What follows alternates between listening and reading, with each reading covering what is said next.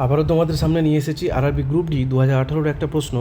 যদি x4461 মানে এক্সের জায়গায় একটা সংখ্যা আছে, বলছে এই সংখ্যাটাকে যদি 11 দ্বারা ভাগ করা যায় তবে এক্সের প্রকৃত মান কত, মানে এক্সের মানটা কত আর কি। তাহলে x4461, তাহলে 11 দ্বারা রুলস কি, যে x+4+1, তাহলে আমার কী পেলাম x+5। এবার এই যে সংখ্যাটা, বাকি দুটো সংখ্যা যোগ করতে হবে, 4 আর 6 কত 10। এবার তাদের কি করতে হয়, বিয়োগ করতে হয়। তাহলে যদি আমি এটা করি ক্যালকুলেশন, তাহলে কী পাবো x-5। এবার এই যে x-5টা হয় একে 0 হতে হবে, না হয় 11 হতে হবে, কারণ 11 দ্বারা ডিভিজিবল হয় 0, না তো 11, তাই তো।